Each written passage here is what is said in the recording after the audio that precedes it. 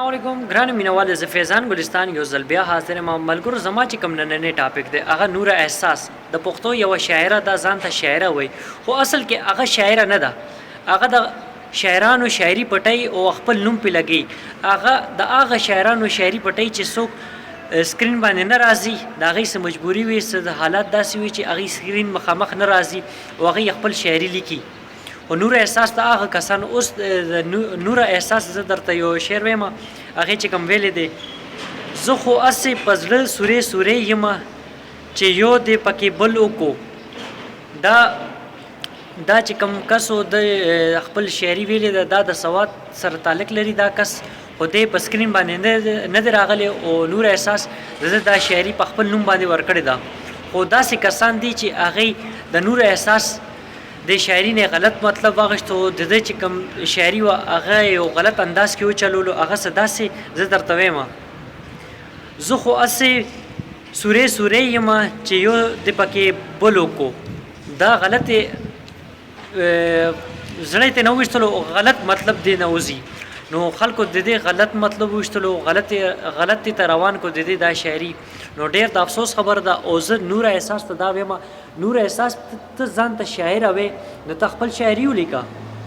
ته پردی کانټینټ استعمالې پردی شاعري ته خپل نوم هغه باندې ورکې چې دا زما شعر دی دا ما ویلی دی خدا غلط ته ګوره اولم تا یو غلطي کړې و اسماء اخلاص داغه تا شاعري پټ کړې و خو هغه در باندې کمپلین کو نو بیا تا ته معافي غوښتله اوس بیا ته هغه غلط کارونه کې د پردی خلکو ته کنټینټ استعمالې داغه شاعري ته استعمالې دا خو غلطه خبره ده ګوره مزه زکو کی خوان زکو کی چې ته خپل کنټینټ په خپل استعمال کې او خپل شاعري ته په خپل جوړ کې پردي شاعري باندې بنده ځان مخ نه دی خوشالي ولې چې ته پردي شاعري استعمالې دا خو غلطه خبره ده او بیا ته د پښتو شاعري وي نو او ډیر کسان داسې دي شاعران دي داسې دي چې هغه پردي شاعري استعمالي خو هغه ورسره دام وي دا د فلانکی کس د دې شاعر فلانکی کس ته او دا ما د هغه شعر مې ویل نو ته داسې کوه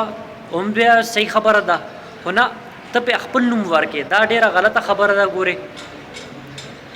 چې کوم کس خپل ټیلنټ خلکو ته مخامخ کار کوي نو هغه خپل ټیلنټ ته ښکاره کړي زه منم ستا شاعري سره لګاو شته دلچسپي دې شته خو ته یو صحیح طریقې باندې استعمال کا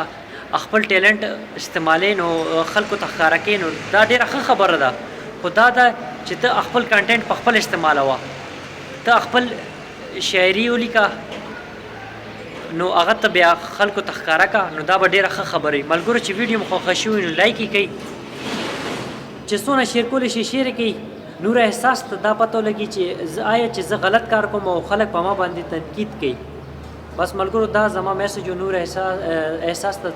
څونه تاسو شیر کولی شي شیر کوي نور احساس ته زما دا میسج ورسي والسلام